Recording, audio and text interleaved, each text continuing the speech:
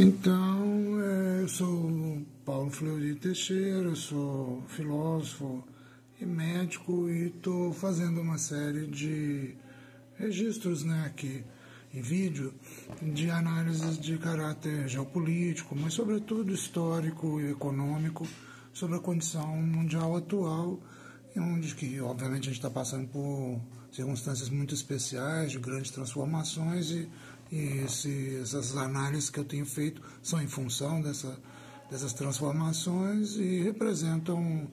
a culminância ou uma consequência de todo o meu trabalho como filósofo ao longo das últimas décadas. Agora nós estamos dando atenção às condições no presente mesmo, nesse mês de setembro de 2025, numa análise bem ampla sobre os assuntos variados que estão tocando mais esse campo, geopolítico, e isso para o mês de setembro de 2025, e agora a segunda parte. A primeira parte já foi lançada em vídeo nas minhas redes sociais. Vamos adiante, então, no que toca esse mês de setembro. Agora, o que se mostra já claramente é um agravamento progressivo, contínuo, e agora acentuado nas condições de crise dramáticas, que já se apresentam na Europa, especialmente na França, onde as crises sociais abertas já estão evidentes, e também na Inglaterra crescendo, e junto com essa tensão social há uma crise fiscal, uma crise econômica significativa nesses países, nos principais países da Europa, especialmente eu estou focando aqui na França e na Inglaterra. E como previsto, não há uma resposta razoável por parte do poder político na Europa, nem nos Estados Unidos. Ao contrário, essa aliança hegemônica antiga, que até hoje ainda é predominante, transparece cada vez mais destinada a uma rota decadente, ao adotar o aumento de gastos militares, a manutenção dos extremos de concentração de riqueza e o protecionismo econômico como as suas respostas para os males,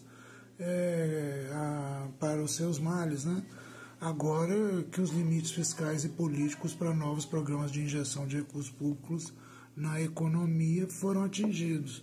ou seja, não podendo mais, não sendo viável nas condições políticas dominantes lá,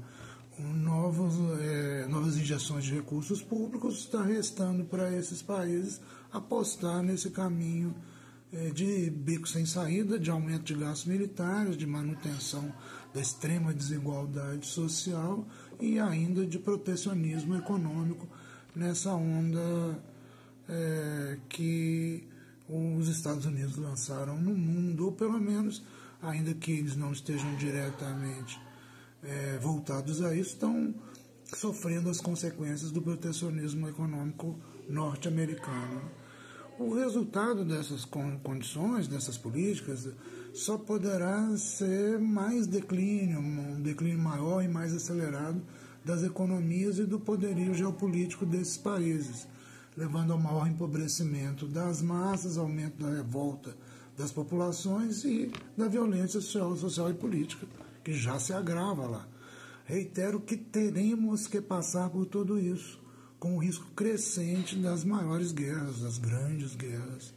mundiais. Estamos já nos limites mais extremos do desencadear de uma guerra da Europa contra a Rússia, entre a Rússia e a Europa, e também da extensão da guerra na Ásia Ocidental, para além do genocídio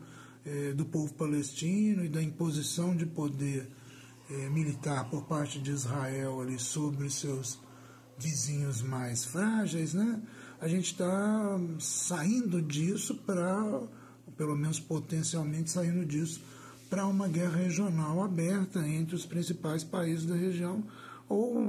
estamos certamente num risco crescente nesse sentido.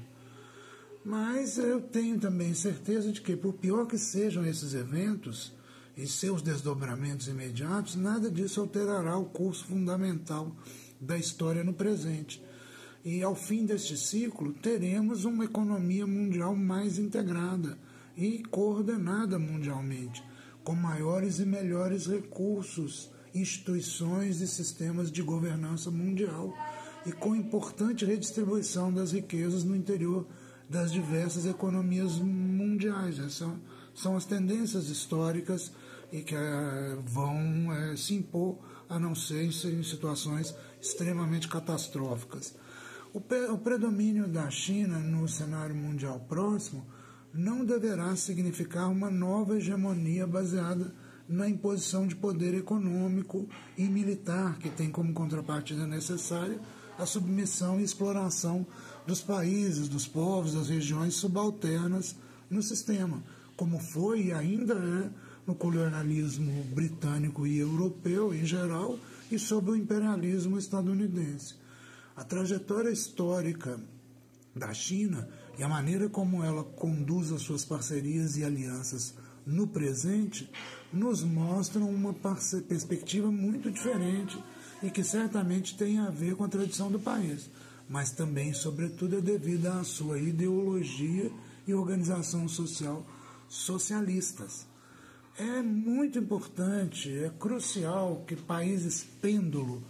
países decisivos nesse cenário internacional, que ainda não estão decididamente alinhados ou que podem se desalinhar com os Estados Unidos ou com a China, é que esses países tenham o mais rápido possível essa percepção e fortaleçam suas parcerias e alianças multilaterais nos mais diversos fóruns e estruturas, tendo a China como pivô, como esteio e polo propulsor.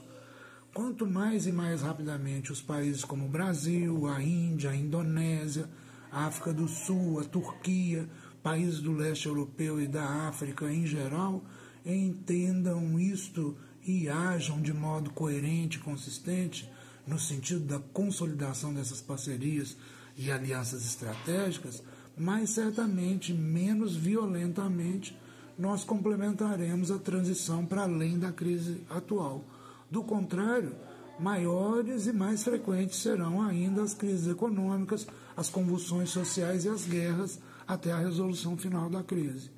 É correto que países como o Brasil busquem afirmar sua soberania e o multilateralismo na arena internacional, justamente agora que esses valores estão mais direta e francamente ameaçados pelo poder ainda hegemônico no mundo.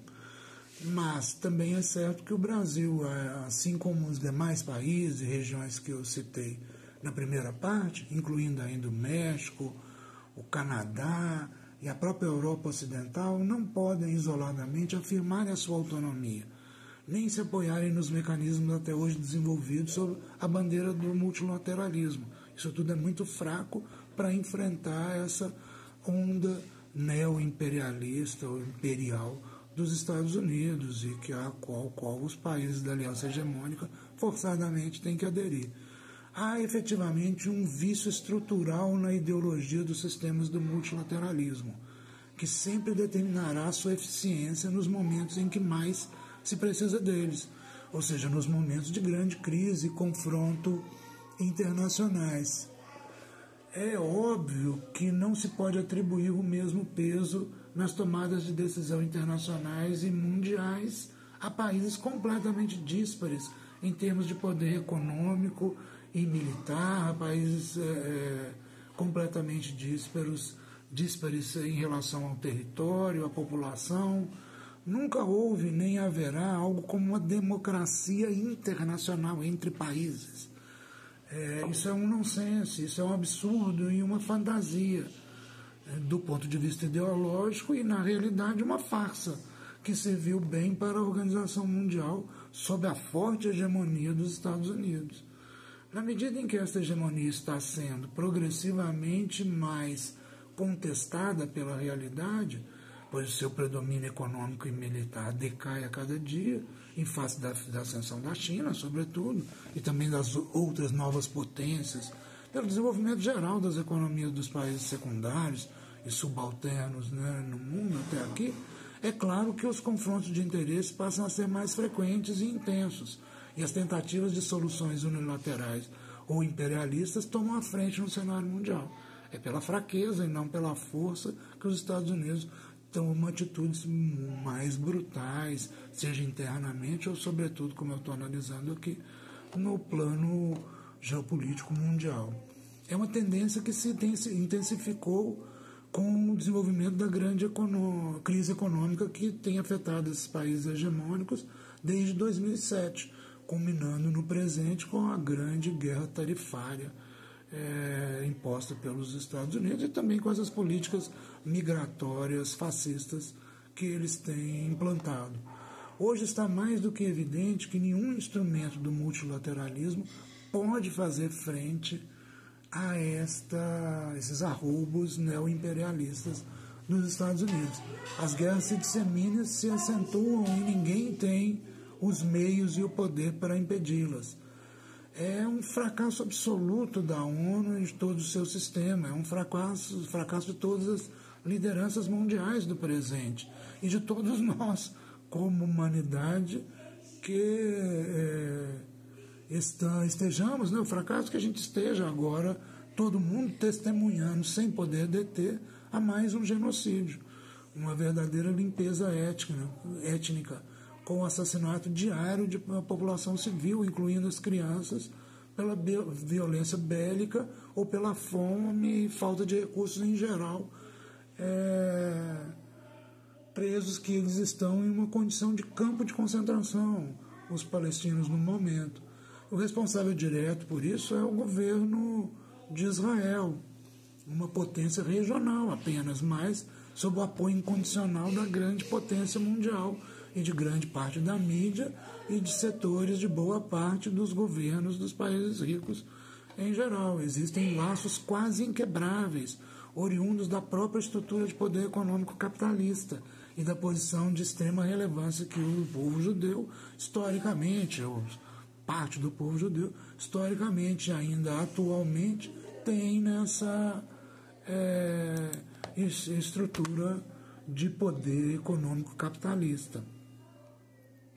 Acrescenta-se a isso também os aspectos estratégicos, militares e de inteligência, tecnológicos e científicos em que o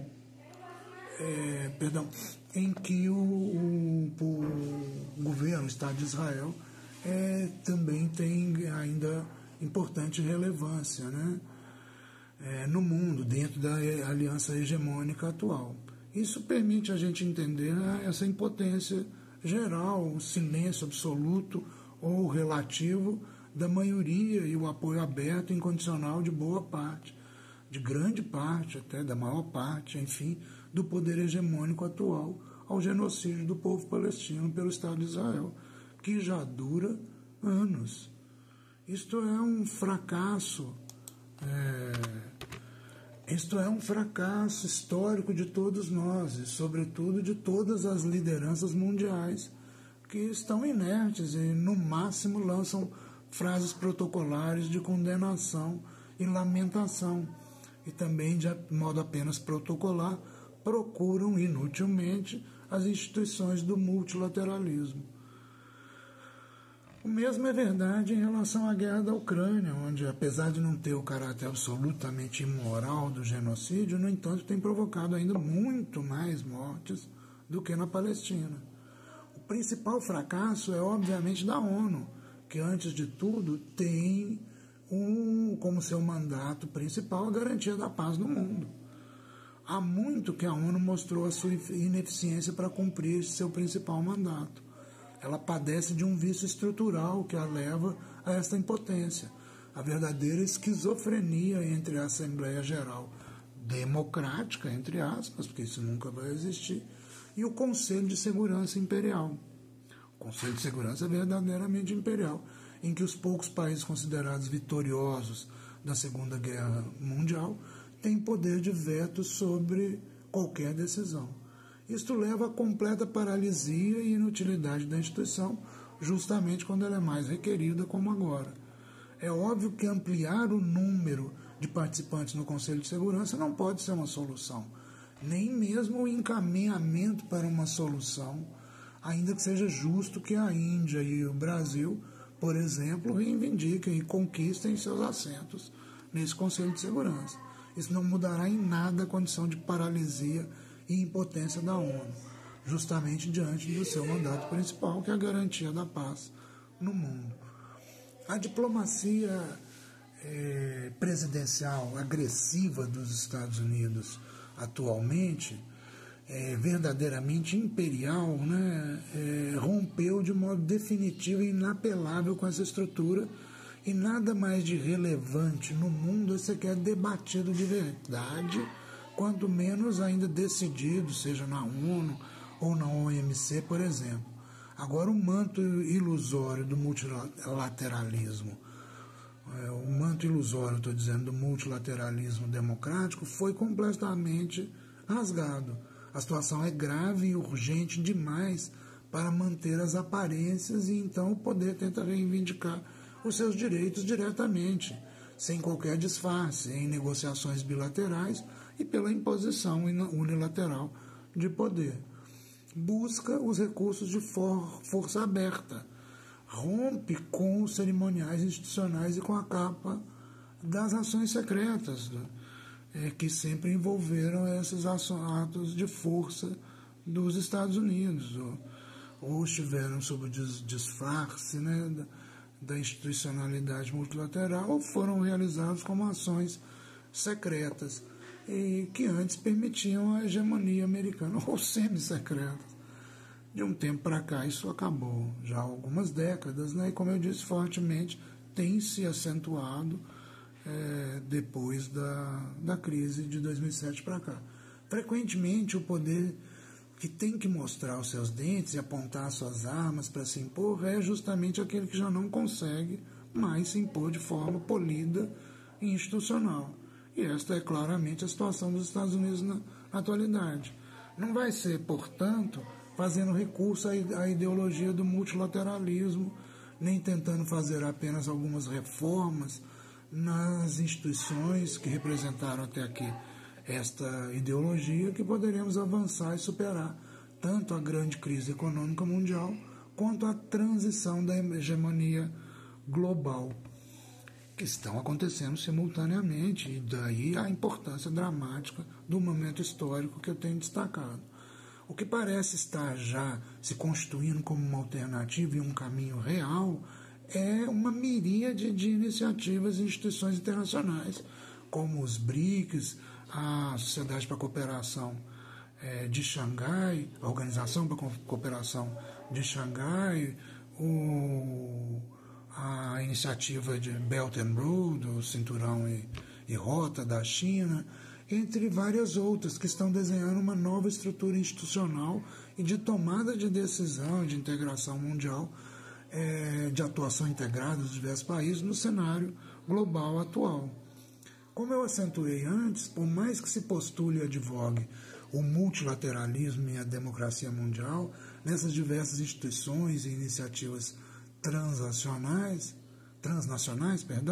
elas e os governos dos diversos países operam dentro da realidade, que é a existência de um claro polo contra-hegemônico ascendente, representado pela China socialista e por sua aliança com a Rússia, uma grande potência militar na atualidade, e com os demais países que são imediatamente aderentes a esse polo centralizado pela China.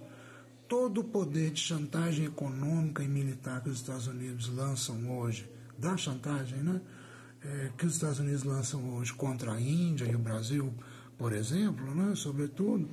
e na verdade contra praticamente todo o mundo, na tentativa desesperada de manter seu império, teria outro destino, teria outros resultados, seria certamente muito mais bem sucedido se não houvesse já dentro da economia mundial este novo polo, este novo subsistema, tão forte que é capaz de fazer frente, não apenas ideologicamente,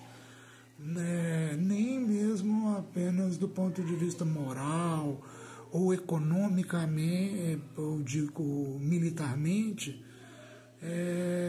esse polo consegue fazer frente dessas perspectivas, mas sobretudo e antes de tudo economicamente. Dito de outra maneira, a grande crise econômica que já atinge em cheio a Europa e cada vez mais se aproxima dos EUA, só não nos arrastará a todos de forma ainda mais violenta por esse motivo, porque já há uma força econômica suficiente para siderar, para polarizar a economia mundial, para puxar a economia mundial para além desta grande crise, passando em boa parte ao largo dela. Seria muito pior, tanto as consequências das chantagens americanas, como a própria crise econômica que hoje está atingindo em cheio a Europa e está avançando nos Estados Unidos, também seria muito mais grave para o resto do mundo se não houvesse o polo econômico vibrante, intenso, de crescimento representado pela China. Não será possível para países como o Brasil, e com o peso que a economia chinesa representa no mundo, se isso não fosse assim, não teria saído. Não será possível para os países como o Brasil e até mesmo a Índia se manterem neutros, portanto, mesmo que agarrados a uma pretensa soberania e ao multilateralismo. A realidade da cisão entre os sistemas divergentes em todas as grandes áreas estratégicas no mundo agora se imporá cada vez mais. Devemos ter um máximo de sabedoria e senso de oportunidade para jogarmos o nosso jogo, no nosso interesse, dentro dessa cisão sistêmica. Mas, no limite, teremos que decidir de que lado estamos em todas as dimensões mais estratégicas da atualidade. Isso inclui as parcerias e alianças simplesmente econômicas, mas se tornará cada vez mais decisivo também no campo militar, assim como no campo das tecnologias de ponta, no tocante à logística e ao sistema financeiro mundiais. Onde haja uma necessária competição de diferentes sistemas, teremos que escolher objetivamente com quem nos alinharemos, quais recursos de tecnologia militar adotaremos, de quem compraremos e com quem nos associaremos, e no que toca à internet em geral e em relação às redes sociais, serviços de localização, de informação e consulta, assim como no desenvolvimento das inteligências artificiais, por exemplo, mais especificamente. Então, em todos esses aspectos, teremos que tomar decisões de quais os subsistemas ou sistemas iremos adotar, ou aqueles da aliança hegemônica ou aqueles do polo contra-hegemônico. Em grande parte desses aspectos, o predomínio, ou pelo menos a disputa em paridade de condições da China em relação aos Estados Unidos já é evidente e somente irá crescer nos próximos anos e décadas. Ou seja, a China já tem predomínio em várias dessas áreas e já disputa em igualdade de condição nas demais, e essa vantagem, esse crescendo chinês, irá só se evidenciar mais ainda nos próximos anos e décadas. É somente por isso que países como nós, a Índia, a própria Rússia e até o restante do mundo, incluindo até mesmo os países da antiga aliança hegemônica,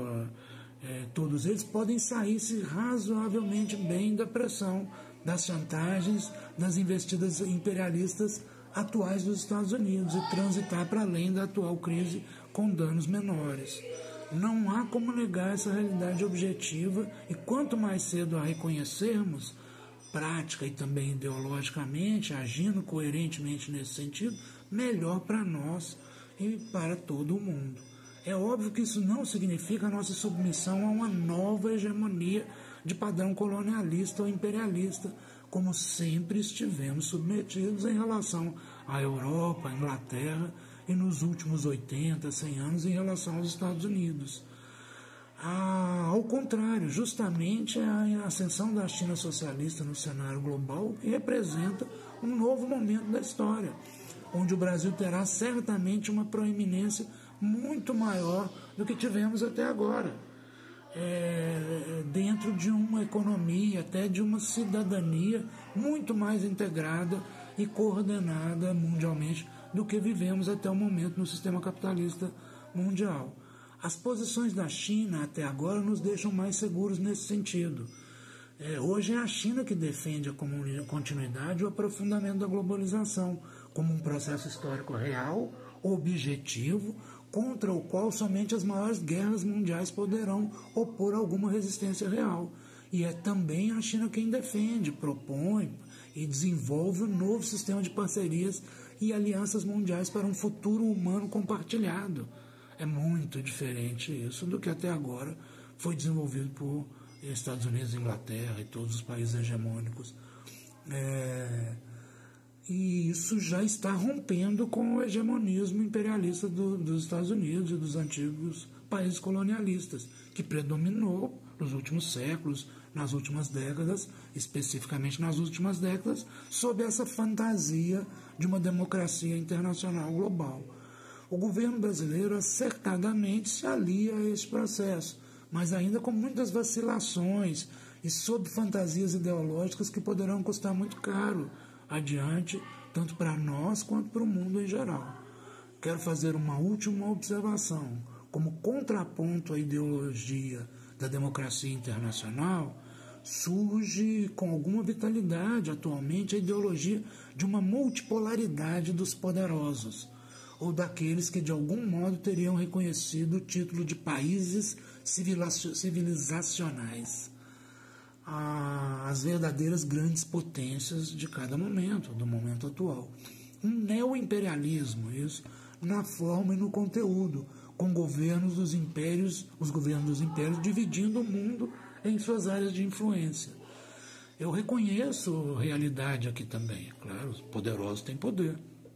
O poder realmente se estabelece, se mede e se reconhece no plano internacional, e a existência de grandes potências não pode ser ignorada. A correção, a superação necessária e verdadeira, real dessa pretensão neoimperial se dá já no presente, se dará